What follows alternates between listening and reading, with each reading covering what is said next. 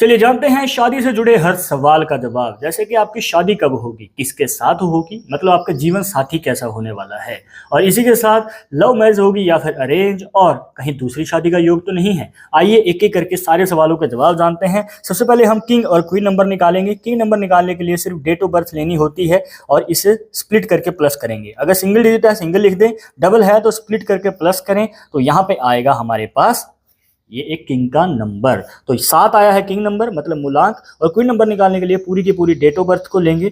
यहाँ पे आप देख सकते हैं इस तरीके से जो है पूरी की पूरी डेट ऑफ बर्थ को स्प्लिट किया है, प्लस करने के बाद जो है टोटल 18 आएगा। अभी भी डबल है और तब तक आप इसे स्प्लिट करके प्लस करते रहिए जब तक ये सिंगल डिजिट में कन्वर्ट ना हो जाए।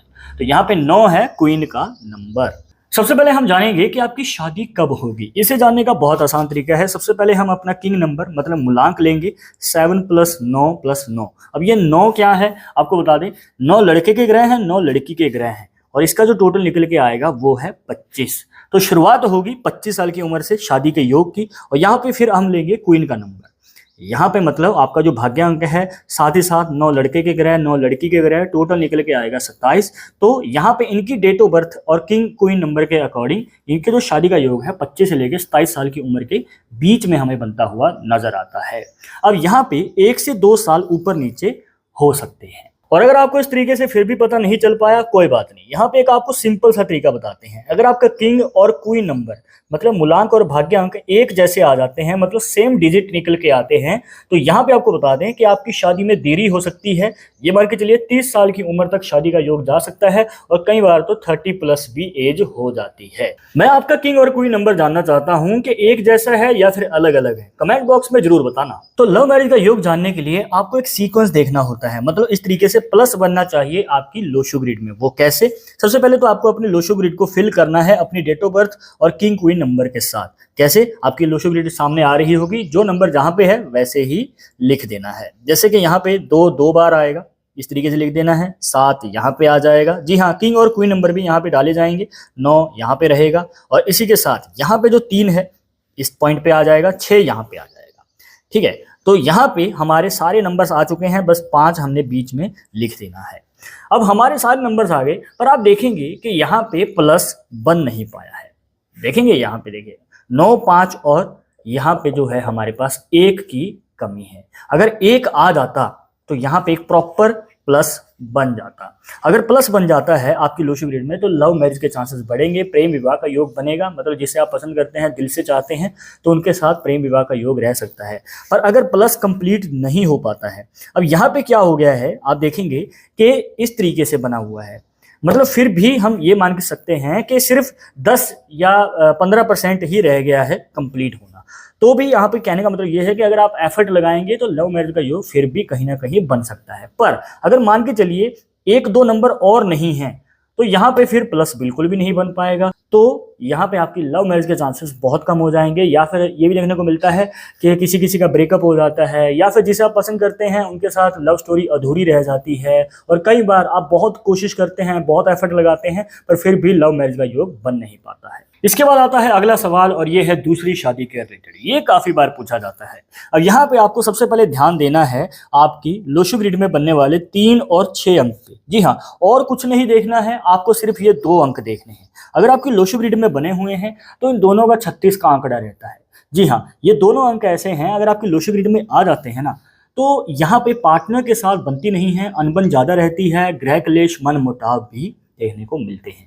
अब यहाँ पे एक बात का ध्यान रखिएगा कि छोटे मोटे लड़ाई झगड़े तो हर मैरिड लाइफ में होते ही हैं, पर अगर 7 नहीं है आपके लोशो ग्रिड में और ये दोनों अंक हैं तो यहाँ पे आपकी दूसरी शादी का योग कहीं ना कहीं बन सकता है।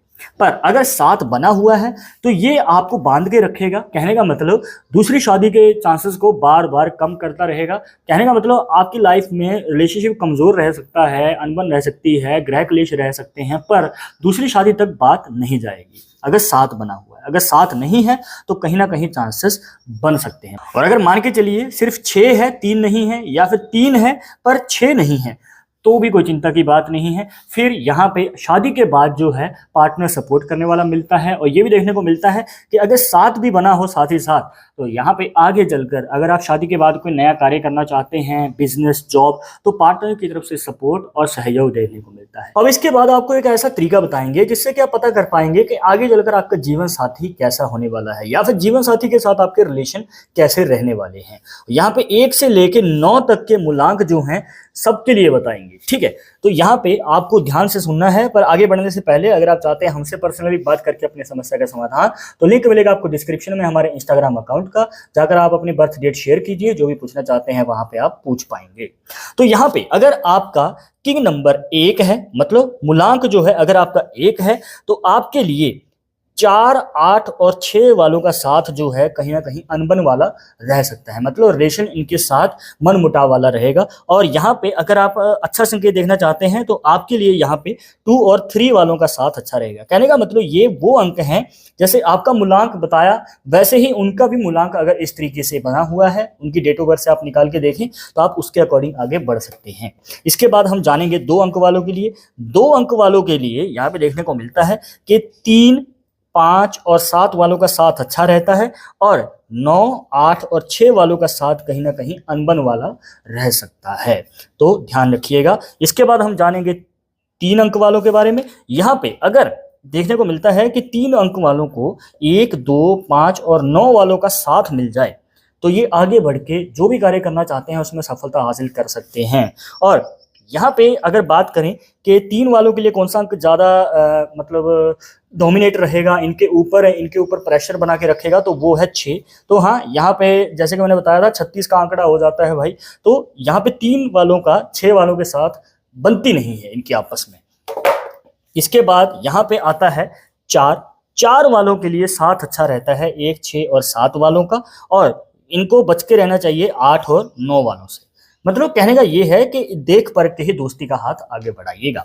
इसके बाद यहाँ पे जान लेते हैं 5 वालों के बारे में। अगर यहाँ पे देखा जाए तो 5 वालों के लिए 2 और 5 वालों का साथ अच्छा रहता है। जी हाँ, अगर उनका नंबर सेम है, आपका जो मूलांक है, तो सेम वालों का भी आपके साथ साथ अच्छा रहेगा। दोनों मतलब प्रॉफिट वाले माइंडसेट के साथ होते हैं, और शादी के बाद कोई साथ में कार्य कर सकते हैं, बिजनेस कर सकते हैं, तो उसमें अच्छा खासा धन लाभ भी कमाते हैं पति पत्नी आपस में मिलके। और यहाँ पे बैड अंक जो हैं 8, 9 और 1 हैं, तो इनसे आपको थोड़ा सा सावधानी बरतनी है और देख परख के ही दोस्ती का या फिर शादी के लिए बात आगे बढ़ाइएगा। इसके बाद 6 वालों के बारे में जान लेते हैं। यहाँ पे अगर देखा जाए इनके लिए साथ अच्छा रहता है 1, 2 और 8 वालों का, और साथ अच्छा नहीं रहता है 6, 3 और 9 वालों का। जी हाँ, मतलब 6 का 6 वालों के साथ नहीं मिल पाता है, क्योंकि इन दोनों का माइंडसेट एक जैसा होता है, तो अग्रेसिव नेचर के होते हैं दोनों, तो ये कहीं ना कहीं एक दूसरे के साथ जोड़ी मिला नहीं पाते हैं, या फिर रिलेशनशिप लॉन्ग टर्म के लिए चला नहीं पाते हैं। और 3 वालों का तो मैंने बताया ही था कि 36 का आंकड़ा रहता है, तो इस बात को ध्यान में रखिएगा। इसके बाद आता है 7, तो 7 वालों के लिए अच्छा रहता है इनका 4 अंक। जी हाँ, 4 अंक वाले अगर आपको मिल जाएं जिनका मूलांक 4 है, तो बहुत अच्छा है, बहुत ज़्यादा अच्छा है। और ये देखने को मिलता है लव मैरिज के चांसेस भी बन सकते हैं। और यहाँ पे 7 वालों के लिए 7 वालों का साथ अच्छा नहीं रहता है। जी हाँ, मतलब आपके लिए लकी है, पर 7 वालों के साथ अगर आपकी जोड़ी बन जाए तो कहीं ना कहीं दोनों की बातें मैच नहीं होती हैं। छोटी छोटी बातों को लेके मनमुटाव और छोटी छोटी बातों को लेके लड़ाई झगड़े ज़्यादा रहते हैं। शादी के बाद रिलेशनशिप मतलब कमज़ोर नज़र आता है। और अगर बात करें 8 वालों के बारे में, तो इनके लिए 9, 2 और 5 वालों का साथ बहुत अच्छा रहता है। और यहाँ पे इनको 4 और 1 वालों से थोड़ा सी देख परख के ही दोस्ती का हाथ आगे बढ़ाएं। और शादी के लिए अगर आगे बढ़ रहे हैं तो थोड़ा सा जांच परख करें, तभी शादी की बात आगे बढ़ाइएगा। और अगर आपका मूलांक 9 है, जी हाँ, यहाँ पे अगर 9 आ जाता है तो आपके लिए साथ अच्छा रहता है 1, 3, 5 और 6 वालों का। जी हाँ, यहाँ पे मतलब आपके पास पॉसिबिलिटीज ज़्यादा हैं, आपके पास चांसेस ज़्यादा हैं, और यहाँ पे इतने सारे आपके पास ऑप्शंस हैं। तो 1, 3, 5 और 6 वालों का साथ अच्छा है आपके लिए। 8, 7 और 4 वालों से थोड़ा सा देख परख के ही आगे बढ़ाना है कदम। और जी हाँ, यहाँ पे अगर आप इनके साथ लव मैरिज की ट्राई कर रहे हैं तो कहीं ना कहीं उतार चढ़ाव देखने को मिल सकते हैं। तो अब आपका मूल्यांक कितना निकल के आया डेट ऑफ बर्थ से, कमेंट बॉक्स में जरूर बताइएगा। और अगर कोई सवाल रह गया हो, डाउट रह गया हो शादी के रिलेटेड, तो वो भी पूछ सकते हैं। और जाते जाते एक बात जरूर बता दें कि पामिस्ट्री 100% एक्यूरेट नहीं होती है, मानने वाले मानते हैं, इसके अकॉर्डिंग ही आगे कदम बढ़ाते हैं। पर अगर आपको उनसे विश्वास नहीं है, कोई बात नहीं, आप अपना विचार कमेंट बॉक्स में बता सकते हैं। और जो शादी के रिलेटेड अपने सवालों के जवाब जानना चाहते हैं, उनके साथ ये वीडियो शेयर कर देना। मिलते हैं नेक्स्ट टॉपिक के साथ नेक्स्ट वीडियो में। नमस्कार।